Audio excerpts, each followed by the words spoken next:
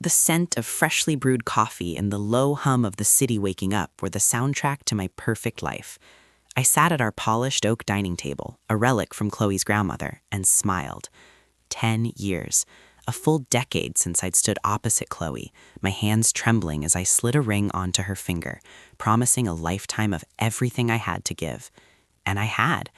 Every late night at the architecture firm, every missed dinner, every weekend spent hunched over blueprints.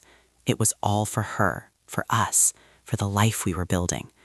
The crown jewel of that life was our 7-year-old son Leo, sleeping soundly in his room down the hall. Our 10th anniversary was in 3 weeks, and I had been planning this surprise for months. Paris, the cliché of all clichés, but it was where she'd always dreamed of going. The tickets were booked, the boutique hotel overlooking the Seine reserved. All that was left was to give her the tickets in a way she'd never forget. I'd even bought a new suitcase, a chic vintage-style trunk, which I planned to fill with Parisian guidebooks, a new dress, and the tickets themselves. It was tucked away in the back of our walk-in closet, my secret vault of impending joy.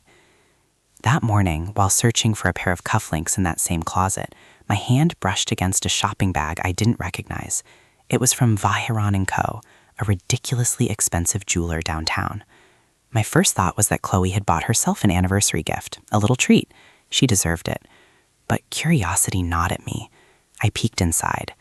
Nestled in a bed of silk was a watch box. Not a delicate feminine watch, but a man's timepiece.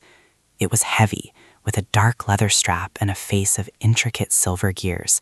It was stunning, and it was something we absolutely could not afford on a whim. A cold knot formed in my stomach. Maybe it was for me, a surprise for the anniversary? But that didn't feel right. Chloe and I were meticulously open about our finances. A purchase of this magnitude would have been a joint decision.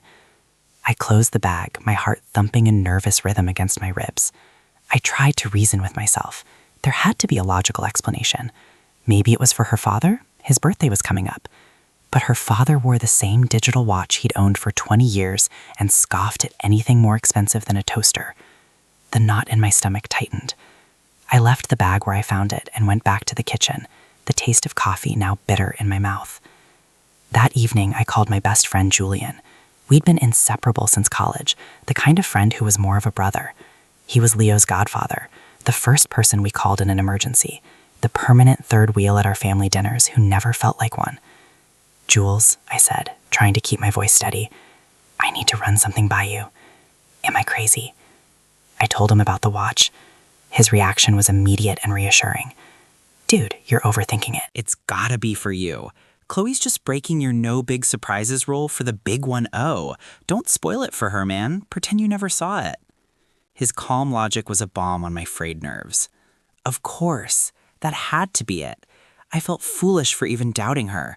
For the next week, I pushed the image of the watch from my mind and focused on my own surprise. But the seed of doubt had been planted, and it was beginning to sprout ugly, tangled roots. I started noticing little things. Chloe was more protective of her phone, angling it away when I walked into the room. She had book club meetings that ran late into the night, and when I'd ask which book they were discussing, she'd be vague. "Oh, just some new bestseller, you wouldn't like it." She started dressing up more, new clothes I hadn't seen, a perfume she'd never worn before. When I complimented her, she'd just smile a distant smile and say, "Just felt like a change." Julian was my rock through it all. I'd call him from my car, parked a block away from my own home, not wanting to go inside. "She was on the phone for an hour in the garden, whispering," I told him, my voice cracking. When I asked who it was, she said it was her sister. Her sister is in Bali on a yoga retreat with no cell service. "Maybe you misheard, Liam," Julian would say, his voice a steady anchor in my sea of paranoia. "You're stressed from work. You're projecting. You two just need to connect. Take her on a date night. Remember why you fell in love." I took his advice. I booked a table at our favorite restaurant. Chloe seemed distracted the whole night, her eyes constantly flitting towards her phone, which she'd placed face down on the table. The conversation was stilted, a ghost of the easy banter we used to share. On the drive home, a notification lit up her screen, a single name, Julian. My heart stopped. Before I could ask, she grabbed the phone and texted furiously. "Just confirming our fantasy football draft time," she said without looking at me. It was March. The NFL season was 6 months away. That was it. The dam of denial broke. I wasn't paranoid. I was a fool. The next day, I didn't go to work. I told Chloe I had an early site visit and instead went to a coffee shop with my laptop. My hands shook as I logged into our shared phone account. The call logs were a roadmap of my own destruction. Dozens of calls to Julian every single day. Texts at all hours. 1 a.m., 3 a.m. The length of the calls told the real story. Hours spent talking to him while I was at work or asleep in the bed next to her. My brother, the man I trusted with my life, was the one helping me dismantle it. The advice he'd given me, don't spoil the surprise, you're overthinking it, take her on a date night, wasn't meant to help me. It was meant to manage me, to keep me placid and ignorant while they carried on behind my back. The watch, it wasn't for me. It was for him. The realization didn't come as a shout, but as a hollow, silent scream that echoed in the cavern of my chest. I felt like I was drowning, the weight of 10 years of memories pressing down on me. Every laugh we'd shared with Julian, every barbecue, every holiday, it was all tainted, a lie I had unknowingly co-starred in. I needed proof. I needed to see it with my own eyes before I detonated our lives. That weekend, Chloe told me she was going on a day trip with her girlfriends to a winery to de-stress, she said, kissing me on the cheek. Her kiss felt like ice. An hour after she left, I called her friend Sarah. Hey, just wanted to see if Chloe left her sunglasses in my car yesterday. Is she with you guys now? Sarah sounded confused.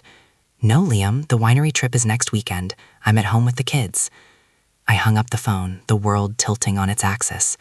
I knew where she'd be. There was a secluded lake an hour out of town, a place the three of us used to go camping in college. A place of memories. I got in my car and drove, a cold, calculated rage guiding my hands on the wheel.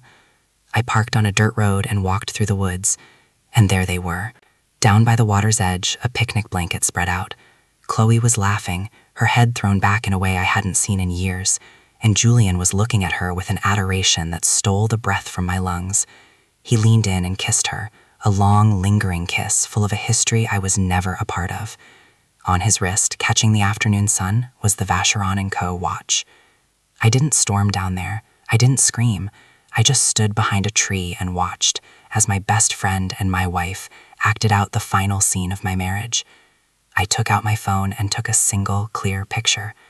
Then I turned around and walked back to my car, my legs moving as if through water. When I got home, the house was silent. I went into our closet and took out the watch box. I opened it and placed my wedding ring inside, right next to the empty silk pillow where the watch had been.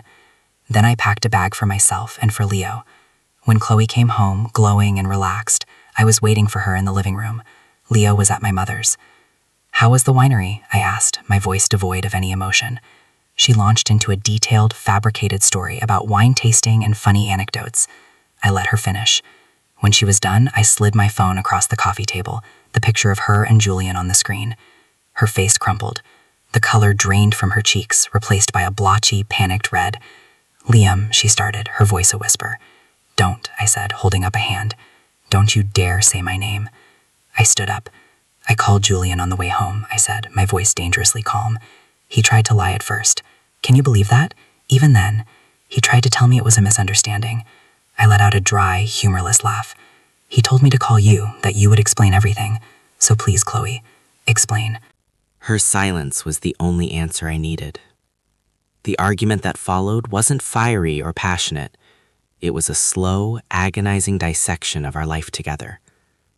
It turned out it hadn't been a recent affair. It had been going on for 2 years.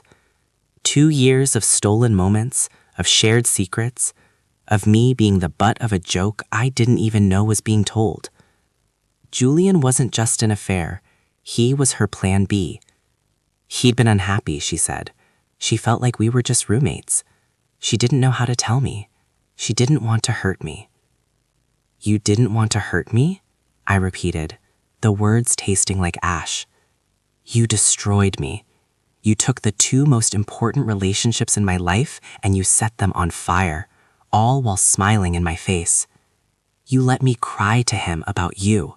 You let him give me advice on how to save my marriage while he was actively sabotaging it. I went to the closet and retrieved the watch box. I opened it and showed her my ring inside. His anniversary gift to you, and mine to you. It's all there. I want you gone by the morning. The aftermath was a blur of lawyers, mediators, and the gut-wrenching task of explaining to our son that Mommy and Daddy wouldn't be living together anymore. The house, once a symbol of our shared dream, became a hollow echo chamber of memories. Selling it was like amputating a limb. Months later, as I was packing the last of my things from the storage unit, a box labeled college tipped over. Photos spilled out. There were dozens of me, Chloe, and Julian, all smiles and cheap beer. But at the bottom was an older, smaller album I'd never seen.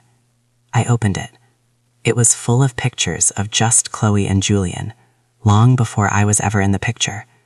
They were holding hands, kissing, looking at each other with an intensity that made it clear they weren't just friends. They had been together. I was the interruption. My 10-year marriage hadn't been a story of love and betrayal. It had been a decade-long intermission in theirs. That realization should have broken me, but strangely it didn't. It was the final piece of a puzzle I had been trying to solve. It was closure. I closed the album and left it on the dusty floor. I didn't need it anymore.